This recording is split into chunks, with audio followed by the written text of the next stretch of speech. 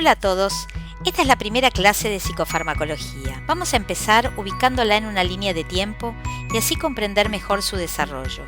Desde siempre, el hombre apostó a curar a las enfermedades a través del uso de medicamentos.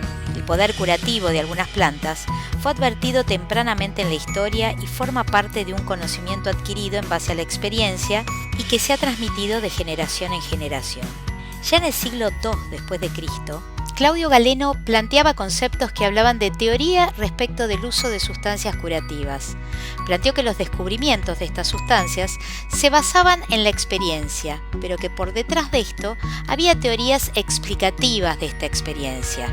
Planteaba con un criterio muy acertado que las sustancias curativas no pueden descubrirse ni por la mera experiencia ni por desarrollos teóricos únicamente, sino que hace falta la interacción de ambas cosas para arribar al conocimiento de la cura. Ya en el siglo XV, Paracelso se rebela contra las mezclas de sustancias que se usaban en la medicina medieval y que provenían de una tradición antigua sin cuestionamiento sobre la acción individual de cada sustancia incluida. Empezó a buscar cuáles eran los componentes activos en estas mezclas y empezó a prescribir a sus pacientes sustancias definidas químicamente, aumentando muchísimo con esto la eficacia de sus tratamientos. Esto atemorizó de tal manera a su entorno que terminaron por acusarlo de envenenador. Paracelso planteó frente a esta acusación algo muy interesante, que es que todas las cosas son venenos y que la dosis es lo que hace falta, según Paracelso, para que la persona se envenene o no. Los primeros experimentos en animales para confirmar la acción de los fármacos datan del siglo XVII y Johann Jacob Wepfer fue el primero en realizar este tipo de experimento. Siempre se trataba de productos naturales, la mayoría secos y algunas plantas frescas que tenían tanto propiedades curativas como tóxicas. Estos productos naturales, la mayoría de las veces se secaban para conservarlos en aceites o en alcohol, de manera tal de disponer de sus beneficios durante todo el año y no solamente en la época de cosecha. Tal vez alguno haya escuchado el término tintura de alguna sustancia natural y justamente refiere a la extracción de los componentes activos de una planta macerándola en alcohol. Estos medicamentos se utilizaron hasta el siglo XIX y su administración implicaba la de varias sustancias con diferente actividad y una enorme variabilidad en la proporción de estas sustancias dependiendo de la época de la cosecha, de las condiciones del almacenamiento o también del origen geográfico. Así, en el siglo XVIII empezó el interés por aislar a la sustancia activa, retomando el interés que ya había planteado 300 años antes Paracelso. El aislamiento de las sustancias activas tenía como objetivo la identificación de esta sustancia, estudiar sus efectos biológicos, también los de los componentes individuales y su destino dentro del organismo, garantizar las dosis empleando la sustancia pura en vez de tinturas con diferentes concentraciones. Otro de los objetivos era la posibilidad de sintetizarla químicamente buscando la independencia de la sustancia natural original. Fue recién en el siglo XIX cuando se fundó el primer instituto de farmacología de la ciudad de Dorpat. Esto fue en 1847 y fue ahí cuando la farmacología se transformó en una disciplina científica independiente que se dedicó específicamente al estudio de las características químicas de las sustancias y de sus efectos farmacológicos, dando curso de manera metódica a los objetivos que se había planteado con el aislamiento de la sustancia activa. Esta ciencia tuvo un gran desarrollo en la Alemania del siglo XIX y fue ahí donde se fundó la primera revista científica de farmacología que sigue publicándose hasta el día de hoy.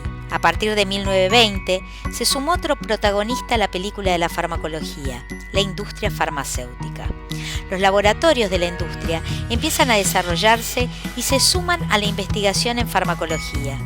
Esto empieza a configurar el panorama actual de la ciencia en el que las investigaciones básicamente se hacen en los institutos universitarios que empezaron a organizarse a partir de 1960 y los laboratorios de la industria farmacéutica. La medicina moderna empezó a requerir la eficacia comprobada para el tratamiento con fármacos y esto hizo con que se limitara el repertorio de las fórmulas de hierbas que heredamos de la Edad Media, pero aquellas que cumplieron con los criterios objetivos de eficacia sirvieron utilizaron después para el desarrollo de moléculas. Los fármacos se desarrollaron en torno a la síntesis de sustancias obtenidas a partir de plantas, de tejidos de animales, del cultivo de microorganismos, el cultivo celular y la ingeniería genética. Cuanto más se sabe acerca de la estructura molecular y de su actividad, la búsqueda de fármacos se vuelve cada vez más objetiva. La evaluación de los fármacos se inicia con estudios preclínicos, que son una etapa de investigación de experimentos en laboratorio de tipo bioquímico, como pueden ser los cultivos celulares, por ejemplo. Los modelos de este tipo de investigación no reproducen a las interacciones con un organismo vivo, por lo que es indispensable pasar por una etapa de pruebas con animales para probar la toxicidad o la presencia de efectos no deseados, como podrían ser tumores, daños genéticos o malformaciones fetales. Estos estudios hacen con que solamente una pequeña fracción de los fármacos desarrollados luego sean considerados para su uso en humanos. Después empieza la etapa de estudios clínicos, que se divide en 4 fases. La fase 1 investiga básicamente si los efectos observados en animales son generalizables a sujetos humanos y lo hace mediante el estudio de la administración del fármaco a voluntarios sanos. En esta fase también se evalúa la relación entre la dosis y el efecto. En la fase 2 ya se administra a pacientes para el tratamiento de la enfermedad para la cual se desarrolló el fármaco. Aquí se observa si los beneficios son significativos y los efectos adversos aceptables. En la fase 3, se compara el uso del nuevo fármaco con el fármaco de elección para la enfermedad hasta ese momento. Se hace sobre una población mayor de pacientes. Durante las etapas de los estudios clínicos, la mayoría de los fármacos son desechados. A continuación, el fármaco tiene que ser autorizado por un organismo nacional regulador al que el fabricante le envía el registro y solicita la autorización para la fabricación y la comercialización basándose en los resultados de los estudios preclínicos y clínicos. Así todo, la utilidad clínica tarda años en quedar establecida, ya que la vigilancia no finaliza cuando el fármaco sale al mercado, sino que entra en la fase 4, en la que se continúa poniendo en marcha acciones para detectar y evitar riesgos. Ante la evidencia de cualquier sospecha de un efecto adverso inesperado, inmediatamente debe actuar el organismo regulador. La administración puede ser por vía digestiva, por ejemplo la vía oral, la vía parenteral, como la vía intravenosa, la vía respiratoria, por ejemplo por inhalación, y la vía tópica, como podría ser la aplicación de una pomada sobre la piel. Estas vías de administración tienen como objetivo hacer llegar al fármaco a su punto final de destino en el organismo. En general, llegan a su objetivo mediante el torrente sanguíneo. Así, en la administración por vía oral, el fármaco es captado por la mucosa gastrointestinal y de ahí pasa a la circulación sanguínea.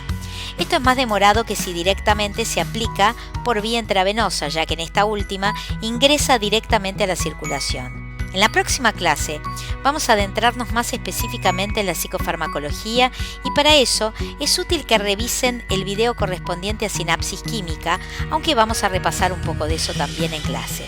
Les agradezco a todos su tiempo, nos vemos en la próxima clase. Soy Gabriela González Alemán.